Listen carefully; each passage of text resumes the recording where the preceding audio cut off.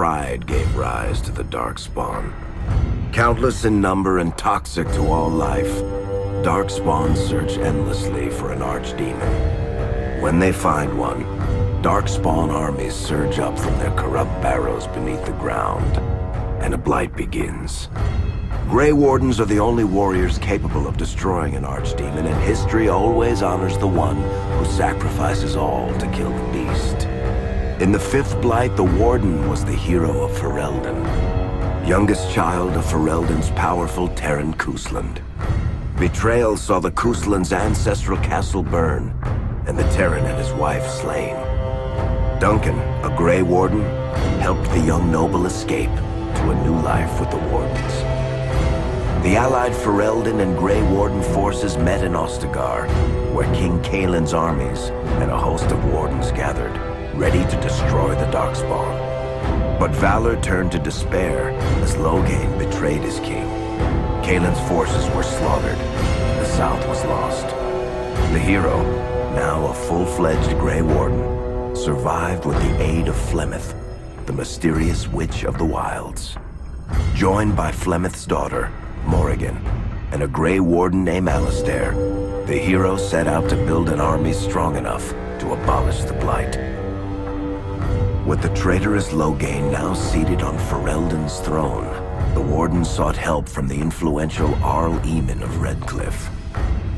However, they arrived in Redcliffe to find the town under siege. As each night, undead rose in waves and assailed the battered village. With the hero's help, the people of Redcliffe stood fast against the undead horde. The Wardens reached Arl Eamon's castle only to find the Arl lying at the edge of death, and his court fallen into madness. To save his father's life, Eamon's young son, Connor, had made a deal with a demon, and quickly fallen victim to its possession. The hero intervened, freeing Connor from possession and breaking the demon's hold over Redcliffe. But deals with demons are never straightforward. The demon agreed only to save Eamon's life, not restore him to health. Arl Eamon needed a miracle to recover. The hero located an urn containing the sacred ashes of Andraste, which were said to cure any ailment. The urn was protected by ancient traps, tests of will, and a dragon-worshipping cult that wanted to twist the urn's power to its own ends. The urn remained pure, but mysteriously disappeared after the Wardens departed. Only the temple dedicated to it still stands. With a pinch of the ashes, the hero restored the Arl to health. Informed of Loghain's treachery, Eamon swore his political and military support. The Circles of Magi are bound by oath to aid the Grey Wardens in times of blight. However, Lake Calenad's tower could offer little help. One of its mages, Uldred, had become possessed by a pride demon and was twisting other Circle mages into abominations. The hero fought to the top of the tower and defeated Uldred, saving the remaining mages.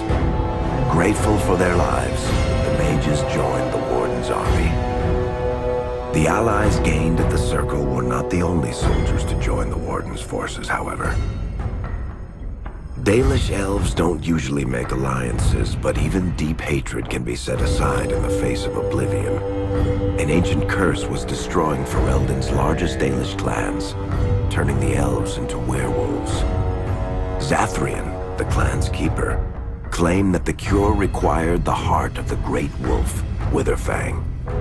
Years before, Zathrian himself had afflicted a group of humans with the curse that now ravaged his clan. As long as he lived, the curse endured. The hero freed the werewolves from the long-standing curse, and the Dalish joined the Warden's forces.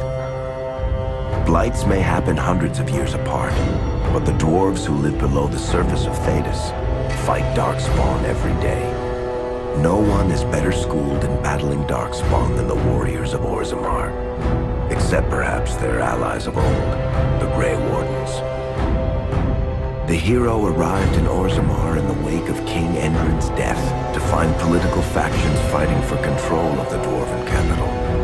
Only the vote of a venerated paragon could break the deadlock to elect a ruler, and order the dwarves to honor their Grey Warden treaty and join the battle against the New Blight.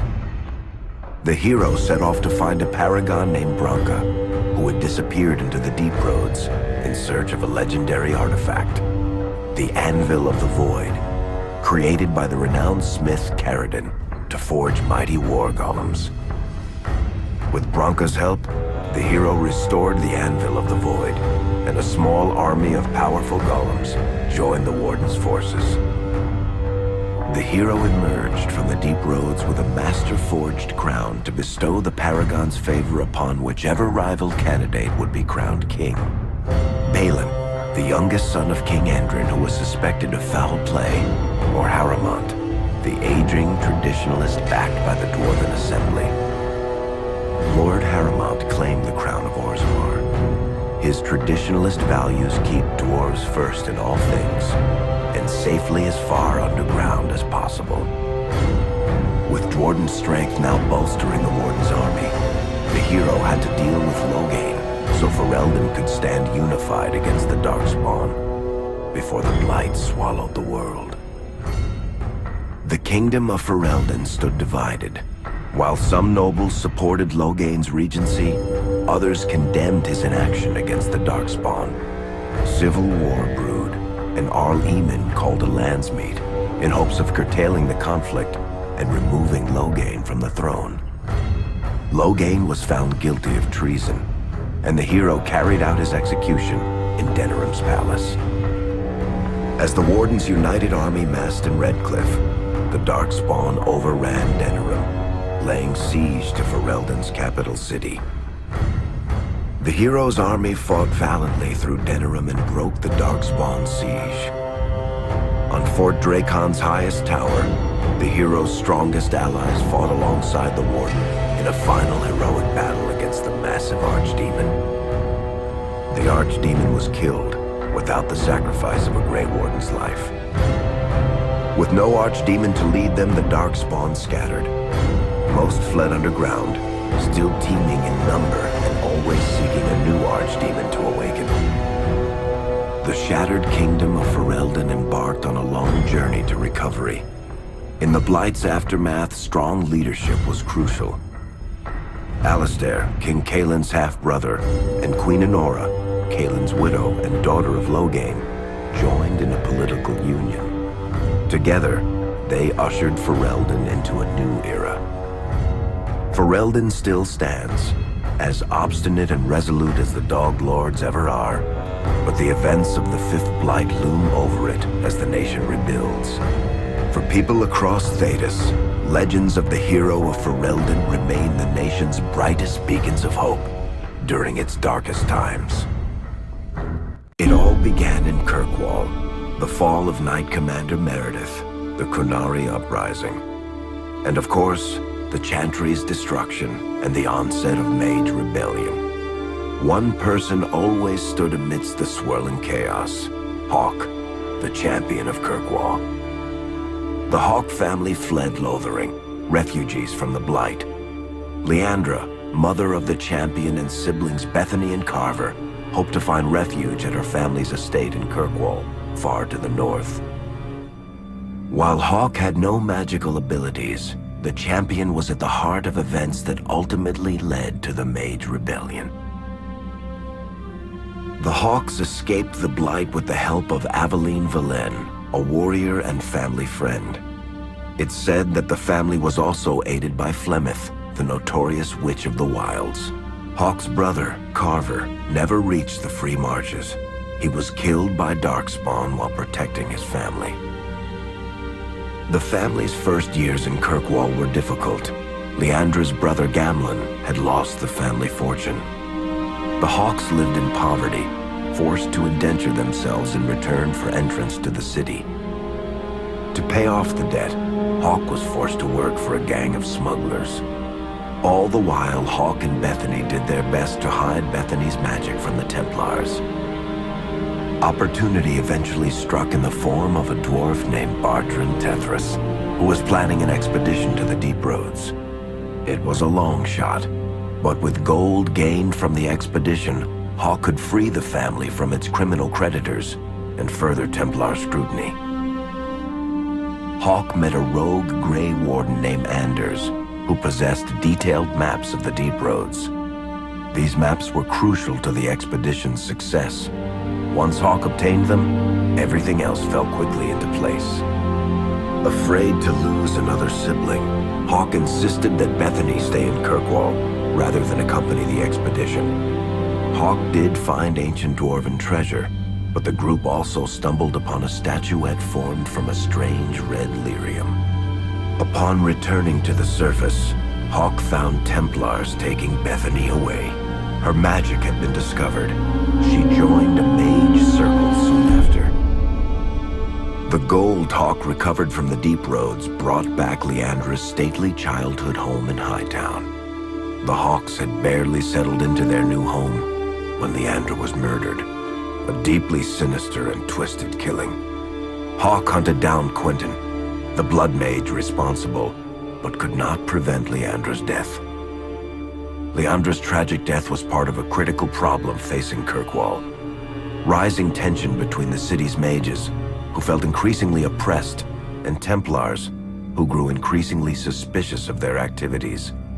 Adding to the strain, a large contingent of Qunari had also established themselves in Kirkwall, much to the growing discomfort of the city's rulers. After their dreadnought was shipwrecked many years before, a group of stranded Qunari were allowed to remain in a cordoned-off area in Lowtown. As time passed, the Qunari made no effort to return home, and offered no explanation about why they remained. Tensions rose to a breaking point. Revered Mother Patrice, convinced the Qunari were a threat to the Chantry's faith, incited violence between the Qunari and the Kirkwall populace. Hawk knew that Patrice would bring about unnecessary conflict. Though the champion tried to stop her, Patrice orchestrated the murder of Seamus Dumar, a Viscount's son and a recent convert to the Qun. When her crime was discovered, a Qunari assassin killed her. After Seamus was murdered, the Arishok of the Qunari group lost patience with the humans of Kirkwall. They would now submit to the Qun or die. The Qunari struck hard and fast. They took the palace in Hightown and beheaded the Viscount to immediately quash any resistance. Aided by Knight Commander Meredith and First Enchanter Orsino, Hawk reached the palace and stood toe-to-toe with the fearsome Qunari leader. Hawk fought the Qunari leader. The fierce battle resulted in the Arishok's death and the liberation of Kirkwall from its brief occupation. The Qunari quickly withdrew from the city entirely. Hawk saved Kirkwall and earned the grudging respect of the city's Templars, mages, and nobility, along with the title that history remembers, the Champion of Kirkwall. Kirkwall's problems were still not over, however. After Viscount Dumar's death, Knight Commander Meredith took power and blocked all attempts to appoint a new Viscount. Under Meredith's command, the Templars tightened their grip on the mages, planning to suppress what Meredith saw as a growing rebellion. Anders, who spent years fighting for justice and freedom for his fellow mages, saw that the time for negotiation was past. He destroyed Kirkwall's chantry, killing hundreds, including Grand Cleric Elthina. This single act began a rebellion that spread from circle to circle, until all circles of Magi had risen up in defiance against Chantry rule.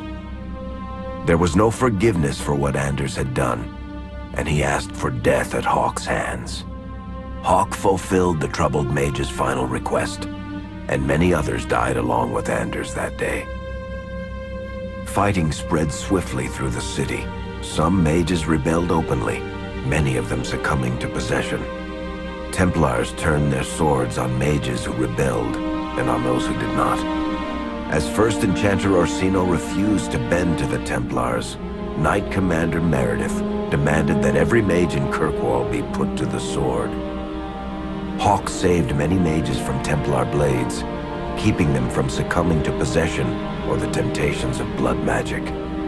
In the end, however, Hawk was forced to strike down Orsino, who had betrayed his own values by resorting to blood magic himself. The battle proved one thing. Knight Commander Meredith had gone mad. Hawk saw the truth of it when Meredith unsheathed her sword, and the red lyrium idol from the Deep Roads was embedded within it. The blade fueled her hatred and paranoia, as it had for months. After a horrific battle, the red lyrium of the Knight Commander's sword consumed her as she died.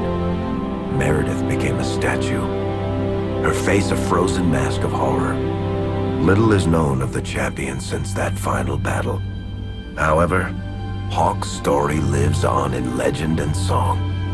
Memories of the indelible changes the champion of Kirkwall brought to the face of Thedas. The Mage Rebellion in Kirkwall was felt throughout Thedas, the news spreading like wildfire. The Templars clamped down in response, but each new restriction only made things worse. Led by Grand Enchanter Fiona, the mages voted for independence. The Circle of Magi would govern itself, without the Chantry and especially without the Templars. The result was cataclysmic. 2 circles were destroyed. Those within killed to the last mage, before the rest fled into the wilderness. Perhaps the mighty Empire of Orlais could have intervened in the war before it began, but that was not to be. Grand Duke Espard began a deadly civil war against Empress Celine, vying for the Orlesian throne.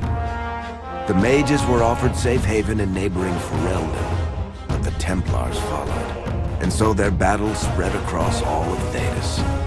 As head of the Chantry, Divine Justinia ordered the Templars to stand down. They refused, declaring their own independence. Thus, the war began in earnest. Templars hunting mages, mages fighting Templars. Their clashes wreaked untold destruction, and all sense of order was falling to pieces.